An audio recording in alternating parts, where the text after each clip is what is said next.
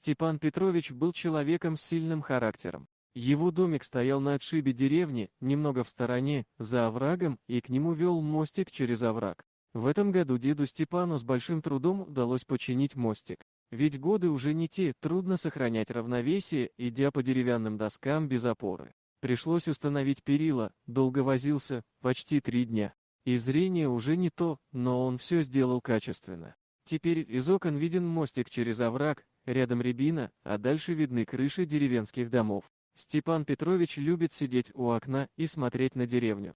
Зимой – на густые столбики дыма из труб соседей. Летом – на стаи ласточек, которые летают в небе и краснеют, наполняясь гроздьями рябины. Но осень и весну он не очень любит. Конечно, в эти времена года есть своя красота, когда появляются первые листочки и цветы, и все вокруг пахнет. Но не сейчас. В раннюю весну, когда еще морозно и холодно, а снег растаял и обнажил прошлогоднюю сухую траву, очень похоже на позднюю осень, начало зимы. Ветви деревьев в раннюю весну обнажены и стоят спящими и беззащитными, повернутые в разные стороны. Именно в такую пору случилось с дедом странное событие. Несколько лет назад он нашел раненую волчицу на опушке леса. Она была совсем молода, только первый год жизни. Старик не понял, что с ней произошло. Кто-то ее подстрелил или ее сородичи так сильно покалечили. Он принес ее домой и начал лечить бедняжку. Это было очень тяжело. Дедушка не отрывал глаз от дыхания зверя. Волчица сражалась за свою жизнь, то приходила в себя, то снова погружалась в глубокий сон. Но она все же справилась и к концу августа смело следовала за своим спасителем по лесным тропинкам, помогая ему собирать грибы. Дед назвал ее Мохнатая. У волчицы была особенность – пушистый воротник, как у самца, с белым отливом, словно праздничная горжетка надета на нее. Одичавшие собаки, особенно крупные, иногда спариваются с волками и имеют с ними смешанное потомство. Возможно, у Мохнатой была кровь собаки. Ее поведение очень напоминало поведение собаки, она была ласковой и послушной. Степан Петрович улыбался, думая о том, как они так дружно и гармонично существуют вместе. Два одиноких сердца нашли друг друга. Маленький дом деда был достаточно просторным для обоих. Волчица не заходила в комнату, она любила лежать на кухне под столом. Длинная скатерть полностью скрывала волчицу, создавая ощущение спокойствия и защищенности, похожее на логово или будку. Степан Петрович сделал ей большую будку во дворе, но она всегда предпочитала находиться в доме, сидеть под столом и ждать, пока ее не позовут на улицу. Весной, когда ничего не предвещало беды, Степан сидел у окна и смотрел на свою родную деревню.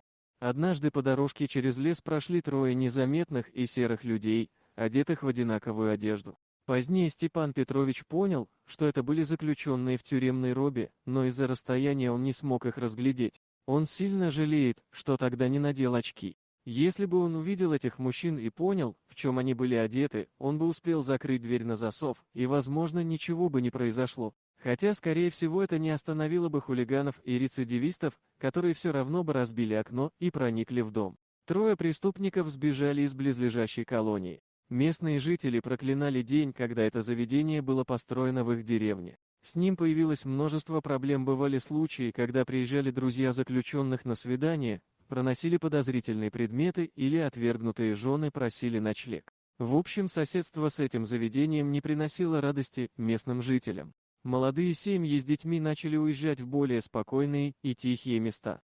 Степану Петровичу так и не удалось понять, что им было нужно в его избушке. Было очевидно, что в ней нет ни денег, ни драгоценностей. Было бесполезно прятаться, так как они были слишком близко к поселению. Скорее всего, эти мужики, будучи пьяными, просто развлекались и глумились, зная, что их в конце концов поймают и ничего хорошего для них это не принесет. Одним словом, они ворвались в деда в дом без стука. «Привет, дед!» Без каких-либо приличий, и будто бы старик там и вовсе не был. Они начали обшаривать комнаты и ящики, наводя беспорядок. Конечно, они были голодные, но какие запасы могут быть у старика? Немного картофеля и пара банок тушенки. Взяли все, что лежало плохо. Мохнатая все это время сидела тихо под столом.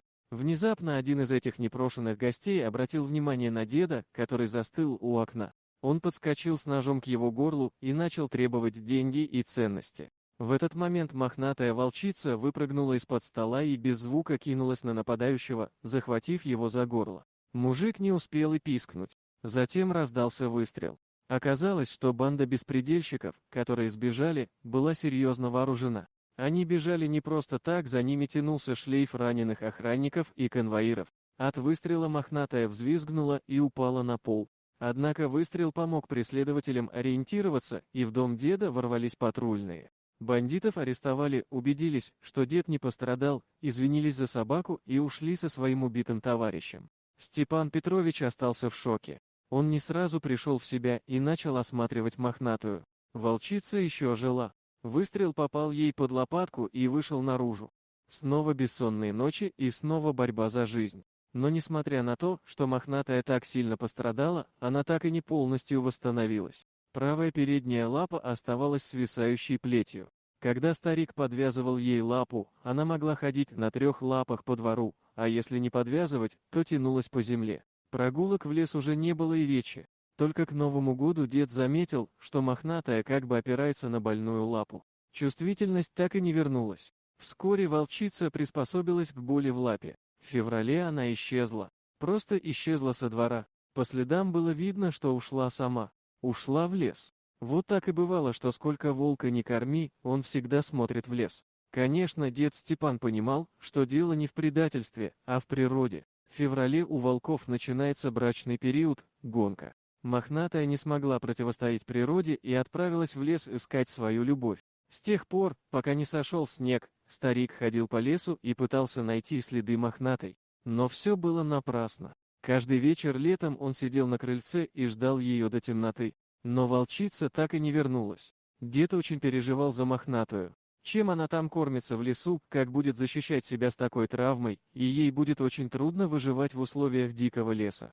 Односельчане посоветовали ему завести собаку и забыть о своей лесной подруге. В конечном итоге она сама выбрала свою судьбу. Но Степан и не думал о каких-либо других животных, тем более о собаках. Либо она, либо никто. Так прошла еще одна зима. В ожидании деду казалось, что с его подругой все в порядке. Она же волчица, мудрая, сильная. Она сама ушла, значит знала, что делает.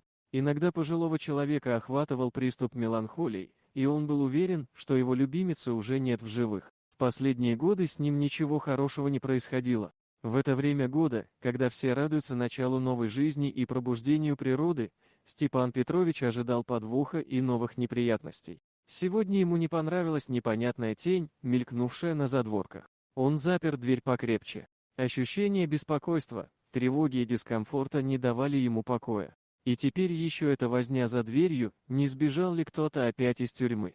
Вдруг кто-нибудь из тех двух решил отомстить за своего друга, которого укусила волчица. Возня продолжалась, а издали доносились странные писки.